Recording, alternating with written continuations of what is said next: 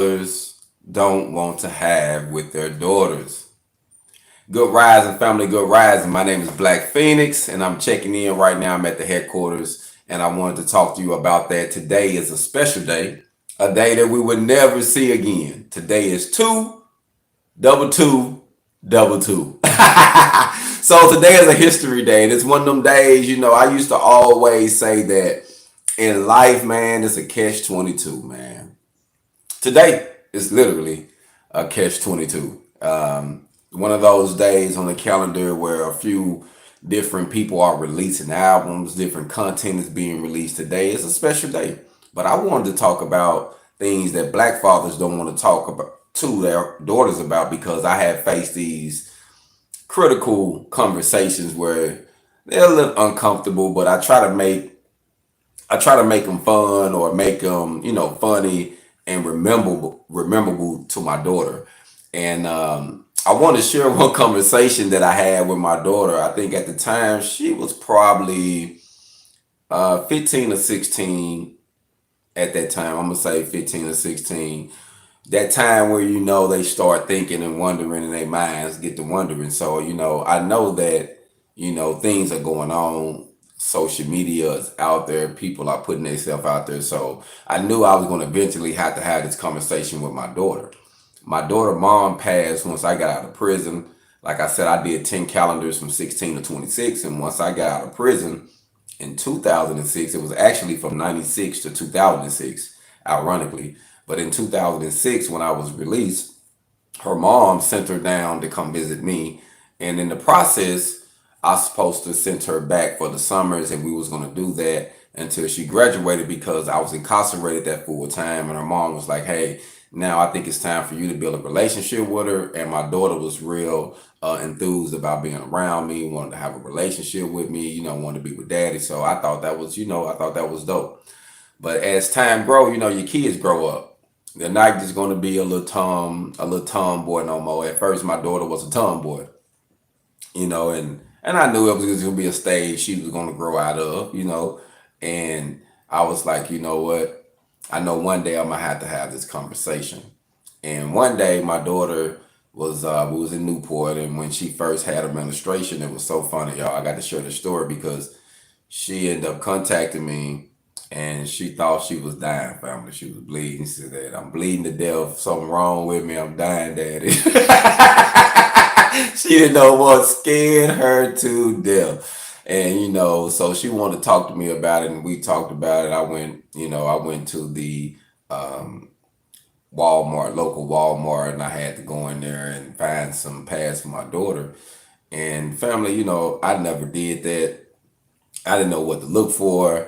And I remember seeing this lady in there, and I just say, Miss, I'm gonna be honest with you. My daughter just came on administration. I need to get her some pads, something comfortable that I can buy all the time. I don't want to get nothing fancy. I don't want to get nothing that'll hurt her. You know what I'm saying? I just want to get something plain I can keep up. And the lady boy just fell out laughing. She was like, man, I don't even think my husband would have came here and did no stuff like that. But I was like, hey, that's my baby. You know what I mean? I gotta be here for it. So I remember going in and getting those pads for her, and buying them for her, you know what I mean? And later us having a conversation about sex. And that's a conversation that most men do not want to have with their daughter. And I'm gonna tell you something. Growing up, it's like certain things you don't even want to talk about. It's almost like, I'll just find out on your own. But I don't think that it's good that we send our kids out to find out certain things on our own, especially if we are men. And I honestly think, God blessed me with a daughter, two daughters and one son, to have more consideration for women, because I'm not gonna say I've never been into abusing women physically, but I love to sleep around. That was my thing. I'm gonna be honest with you. I was raised with my grandfather, and my grandfather taught me if I didn't have more than two girlfriends, I wasn't living life as a man. That's what he taught me. I never forget, one day my grandfather picked me up from school, and I was coming down to visit, and I was coming down to stay with him. My mom then was in Denver, and my grandfather said, grandson, you meet some girls today? And I said, yeah, granddad, I met two. And I was in the car with him. I mean, he hit the gas, I hit the brakes hard. I'm like kind of scared me. And he was like, two, grandson, that's it? Oh, grandson, you got to do better than that. So I'm just saying, I was messed up for a while.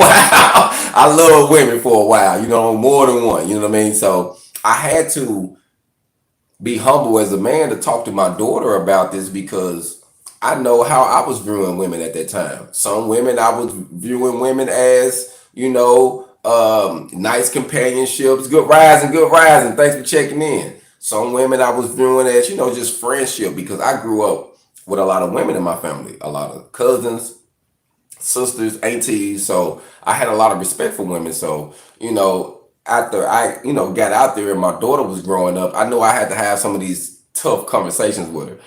And I know how man can be, and I know how sometimes, you know, some man just think with an ulterior motive. I just want to, you know, I just want the end result. You know what I mean? And you have to tell your daughter that. You know, some people will puff you up just to get what they want. And I remember telling my daughter this conversation, y'all, and it was her and my stepdaughter. We was both holding. I told my daughter first, and then she told my stepdaughter and told me, "Daddy, tell her what you told me." You know what I'm saying? Because she thought it was funny, but I was just being real. I was like, "Hey, you know, I know y'all. You know, you getting up in age, and we can't watch everything that they do. So we have to just be realistic and hope that they playing it safe or not playing at all." And I told her, I says, "Baby, I don't care how fast a man say he can pull out. He might think he John Wayne. John Wayne can pull it out. He might think he John Wayne, somebody can pull it out fast. But that don't mean you ain't gonna get nothing from him not having nothing on. So I don't care what the situation is, always cover yourself up. Always wear protection. I don't care what the situation is, because you might not don't get a baby, but that don't mean you can't catch no STD. You know what I'm saying? So I don't care how quick he say he can pull it out. You know what I'm saying? I don't hear that. Scrap it up. You know what I'm saying? And I remember my daughter was like, "Oh, daddy," you know what I'm saying? And I'm like, "Hey, it is what it is," because I know I have been that one. I have said it before. You know what I'm saying? Being young, we don't need that. You know what I'm saying? And then I have been the same one. Well, family, I'm going to be honest with you. Before I was 14 years old, before I was 14 years old, I had caught gonorrhea twice. Gonorrhea twice and had crabs once. By the time I turned 14. I was doing a little too much, fam. I'm gonna be honest with you. So I was doing a little too much. And I remember my mom telling me, "Boy, you about to slow down messing with all these fast task girls and this and this." And boy, I remember thinking like, "Oh man, you know what I mean? I'm gonna mess around and get something." And I had to slow down, family, because I was like, literally, I enjoyed sleeping around. I'm just be honest with you. That was my flaw. You know what I'm saying? I love having women, so I had to tell my daughter, "Hey, you gotta watch out for some dudes, because I have said things and then I have not said things and I have lied." You know, it is what it is. You'll say whatever you got to say if you trying to do something, get something out of life, or save your own life. You know what I'm saying? What you say, sis? Yes, birth control too, because sometimes, you know, they think, "Oh, I'm on the pill, or I'm taking this." That's not going to save you from getting no STD. That's not going to save you from getting something that you won't be able to have kids no more, or get something from somebody that can be able to mess up your insides. You know what I mean? They got so many different diseases out here, family. We have to be real cautious.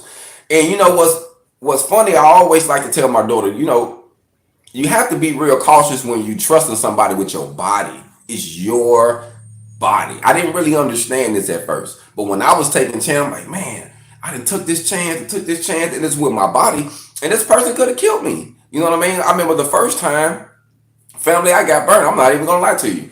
I was messing with a lady who had a man, who, you know, I'm thinking like, well, she got a man, an older dude, you know, he ain't gonna probably ain't doing nothing, and I'm messing with her.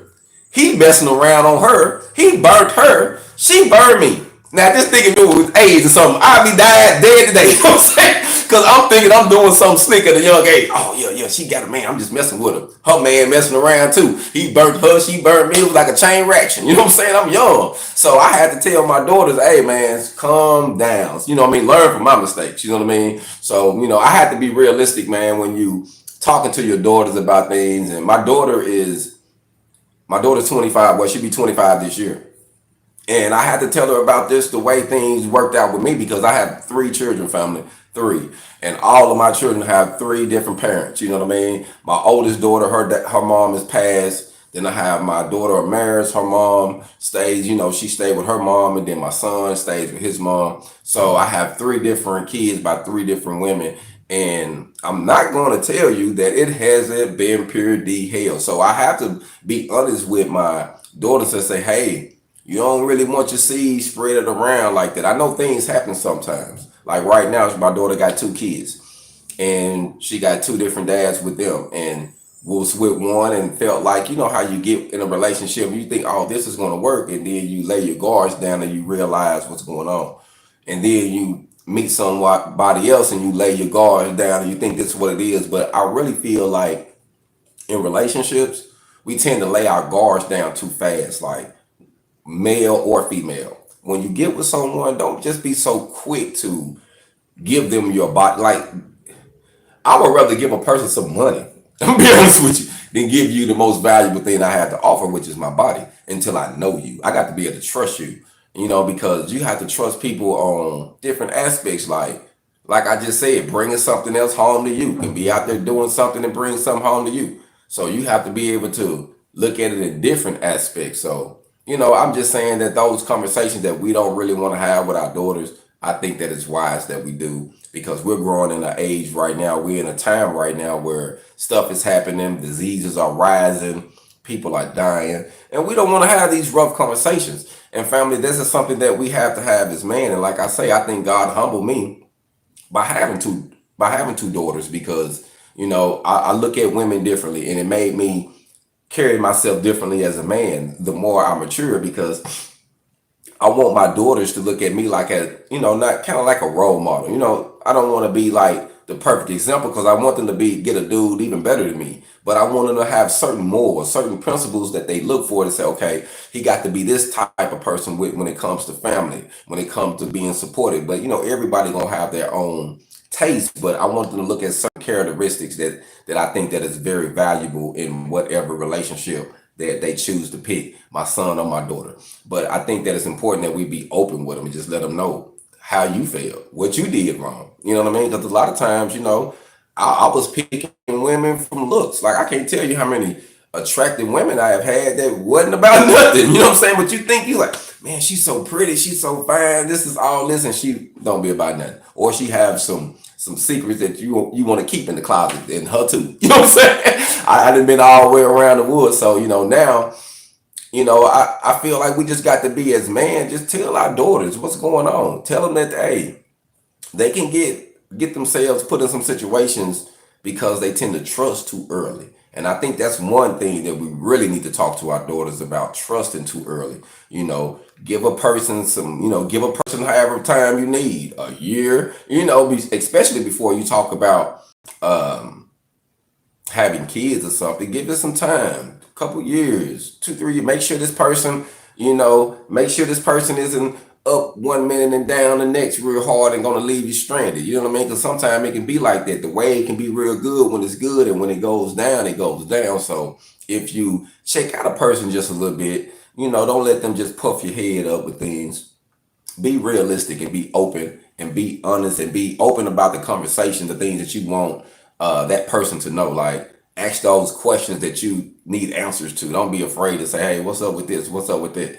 And that's one reason why, family, why I literally, like I say, I slowed down a lot, because I got daughters, and I didn't want my daughters to, make bad decisions because I had been the young man who just was just chasing a dress, or chasing them jeans, or just chasing that lipstick, or whatever, looking good, or having things just to get more women. You know what I mean? Like, I didn't been there, and at the end of the day, I realized that it was fun when it was fun. Certain things you do when you're young, you enjoy, and then certain things have consequences.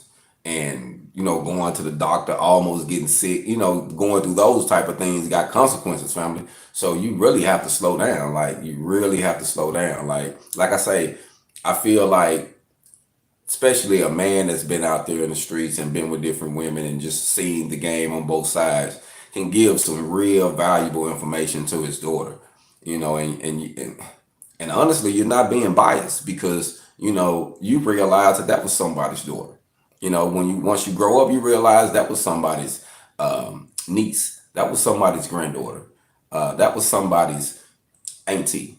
So niece. So, we have to realize that as we grow older, be like, man, I made some bad decisions, family. So I can say this, going through all of that humbled me to know that once you do get someone special and someone special will come, you just have to prepare yourself. A lot of times we don't want to be alone. And I think a lot of times our daughters make critical decisions that really is detrimental to them because they don't want to be alone at all. It's okay to be alone, sis. It's okay to be by yourself sometime because you might need that time to grow, that time to find you, that time to work on you, troubleshoot what you got going on, your issues, what you really want, and what that may be detrimental in a relationship if you constantly bringing it up. Look at you, evaluate you, and I think a lot of times we don't do that when we just jump into another relationship. We get some hurt and we want to cover it up with some love. We want to cover up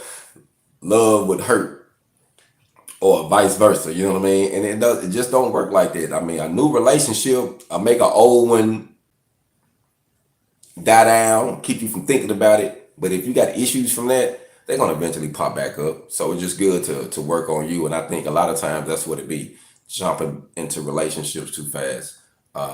Me and my wife, we actually dated for about 6 months, you know what I mean, before we did any, physical, other than just hugging and kissing, you know what I mean, just, regular going out, but we didn't do nothing. We was kind of growing find us. And then, she had kids. She didn't want to take two things too fast, and then going through bad relationships. And then honestly, I wasn't in no rush because I was like, well, I ain't in no rush. You know what I mean? I'm gonna take it slow. I had other things I had going on. So I'm like, well, I'm gonna see what's going on with her. So sometimes you make sacrifices for people just to see where they at. And then later you see, okay, this is somebody I can trust with my life, because you can't trust everybody with your life. You got to have someone in your life, or at least on the same page, where you know that they'll do what you would do. If you get in a situation and things get tight, they'll make a critical decision like you would. So, me slowing down and getting married and, finding the right one, and literally I wasn't looking, it kind of came to me. I was just working on myself, going through the motions, and God opened up the sky. That's all I can say. And you know what? Honestly, that's how it happens sometimes. So sometimes, we get caught up thinking, oh, I got to go find this right person. I need to find this person, that person. I'm going to tell you what I learned. Find you. If you find yourself, if you find who you are and you find your peace, that person you looking for is going to find you. You're going to be attractive. It's like a light. You're going to attract the person that you're looking for. And it might be the most ironic situations. It might be the ironic situation ever, but it can happen. So, like I say, today I just wanted to talk to you about that. It's a special day. It's 222. Catch 22, man. It's one of them days where, like I say, it's one of them days where I have literally said I have felt like I have been in the catch 22, dealing with kids, not knowing, because I got out being unrealistic how to raise my daughter. Like, I didn't really know, you know what I mean? I just had an idea, and I bumped my head several times, you know what I mean? I was, even my wife now, she told me at times, when we was raising my daughter, Joe, you need the bitch be a little bit soft. You look too hard, you know what I mean? And I was just firm on certain things, and I'm like, nah, I ain't going. But later, she even appreciated, was like, yeah, Dad, I'm glad you didn't let me get out there like this. So certain things was good, and certain things I had to sit back and, okay, she's a girl, I gotta let her have she need to go to the prom, she need to have that type of fun. But there's certain things you have to put some boundaries on them, so they know the value of themselves, because a lot of times you have to value them more than they value themselves. When they're young, they don't really look at things like that. But if you set up some principles to make them value themselves, to value what they got. And I remember, my daughter going in a relationship one time and making a statement to one of them, like, man, I ain't never did this bad. My dad ain't never allowed, us to go through things like this. And I'm in a relationship with you and I'm going through this BS. You know what I'm saying? And I think that we have to give them type of examples to show them what they need. See them the type of man that if things get tight, he's willing to do whatever it takes to take care of his family. Some people are not like that. You know what I mean? Some people just want to sit around and hope it falls in their laps. And I want to make sure that my daughters get good go-getters, get good, strong man who's got a focus, who wants something out of life. You know what I'm saying? So, I'm hoping that those experiences that me and her had, and that my daughter Amaris later, conversations that we're gonna have, because she's more open. Amaris asks me different questions. She don't mind answering. She'll ask you. I remember my daughter Amaris would ask you so many questions. You used to tell her just to be quiet. Amaris, be quiet. I don't want to talk no more. That's how my middle girl, she would ask you so many questions. We had to tell her just stop. I'm tired. I don't know. I don't know nothing. But you know how it is with kids. Everybody different, man. But we got to have those critical conversations with our youth, black man. So if you got a daughter, talk to her about those things. You know how you was. If you was in the street, let her know, man. Don't let her jump into this game naive. Jump into the dating game and just life naive. Let her be realistic. Certain things gonna happen. You're gonna meet people with double lives. You're gonna meet this gonna happen. You got to be able to see it. Give it some time. Don't be so quick to jump into things. You know what I mean? And never be afraid to be alone. Because when you alone is when you find your strength, family. That's when you get stronger. So just wanted to say, everybody be blessed. Have a blessed day. Continue to prosper. And like I say, I just wanted to check in and talk about that, because those are some conversations we don't want to have. So just wanted to say, be safe out there. Scrap up out there. I don't care if you got birth control. I don't care what you got. Still protect yourself, because it doesn't mean that you can't get some type of STD that can't be removed. So be safe out there and hold those conversations, because I know it's hard. And like I say, the main reason that I have to have this conversation, because I'm a father and I've been out there and I was moving too fast, and family, I was moving too fast. And I want to say this too, because I was moving so fast, family. I'm gonna have to admit this is just a man, and this is one thing that really changed me. At one time in my life, when you live in, when you trying to live with the Joneses, and you moving around and traveling and you meeting different women. Family, it was one time in my life where I was just completely free. I was meeting different women all the time. I was traveling. I was just doing my own thing, and I didn't have no one to tell me what I couldn't do. I didn't even want that. You know what I'm saying? And it got to a point one time, family, that I had got burnt. Family, I'll never forget this. And I went to the doctor and got myself situated. And you know how they ask you those questions: who was the last two people, three people you was with? And family, I'm gonna be honest with you, as a man, I was messing around so much. I had so many, women that I was talking to, that I couldn't just say, pinpoint this person did it. And I felt kind of bad. I'm like, damn, what kind of situation I done got? I'm doing so much. And it wasn't like, I don't sleep with prostitutes, so that's one thing I don't do. But I'm talking to just different random women, like I'm talking about from in different professions, you know what I mean? So it's everything always was random. And I was moving around, traveling so much, I didn't know what state. I said, man, I could have been in that state when I was over there talking to so and so. And it was so crazy. And I was like, man, I gotta slow down. And that honestly made me slow down. And I'm thinking about my daughter. I'm like, man, I need to be around here. And this is way before I, even thought about getting married. It was just more of a, hey, man, I need to slow down. And I remember a partner of mine, man, he's divorced now. And I wasn't married at the time, man. And he was doing more stuff than me. And I'm like, hey, bro, you need to slow down, bro. You got a wife at home. You gonna mess around and take something to the house. And family, he took something to the house. So all I want to say is, you have to be cautious when you're dealing with dudes. It is what it is. And women. I didn't see it going both ways. Some people, you just got to really know them. And some people will make some reckless decisions with your life, because it's your life and they coming home bringing stuff home. So, I've been on both sides of the fence. So all I'm saying is, be careful, be cautious, and do some evaluating these guys that you're dating. Do some homework, man. Make sure that he's gonna protect himself and you. If he doing something, you need to make sure he take care of himself, because you got some dudes that ain't doing that. You know what I mean? So like I say, it's almost like, man, I just almost want to wait till I'm completely found somebody on my same page, because it's that reckless out here right now. Like, people are, man, I don't trust them. I'm gonna be honest with you. It was a time where I was like a rabbit. I was just blind, like the cow. Oh man, I'm just going down here to just knock out all the cows. You know what I'm saying? Nah, I don't do that no more. Nah, I don't even think about that. And I think that that's something that we need to share. It might seem bad. It might seem shameful, which it is at times, but you don't know. You know what I'm saying? Like I told a guy one time, I realized I was born on a plantation, family. I was raised on one. And then the plantations, you know what they do? They got breeders. So a lot of times, a lot of us black males from the South are breeders. They just use us to breed. That's why you see so many with so many kids and they move around like it's not nothing. They was breeders. And a lot of times, if you don't break that chain, you would just do it unconsciously. Like I know dudes right now with 10, 15 kids, and they ain't even taking care of none of them. Maybe one, they were just dropping seeds and moving. You know what I'm saying? And so you have to be cautious, especially when you're dating different people. Know where they come from, know the history, know the struggle. Because if you in certain areas and they haven't developed their minds, they're gonna look at a woman like a piece of meat. It is what it is. And they respect their mothers, but they might look at you this way.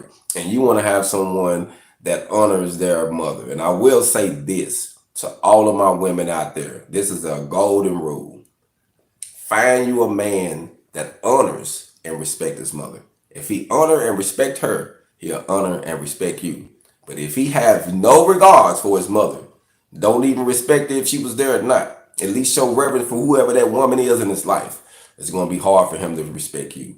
It's going to be hard for him to give you that genuine love that you want. It is what it is. And I have found that looking for a female to my young kings. The best relationships I have had has been with women who had fathers, who was there, who get that structure. When they didn't have none, it was always hard. It was always a preconceived notion of how relationships should be or how it should be, but they never experienced it. It's always a harder conflict. I'm not saying that it can't happen. I'm just saying that it's harder. So in my personal opinion, find you someone that had that guy, that had that love in their life, that they really cared for and honor. Because 9 times out of 10, not saying this like that all the time, but 9 times out of 10, they're going to have that same honor and respect for you. Hog on, y'all be blessed out there.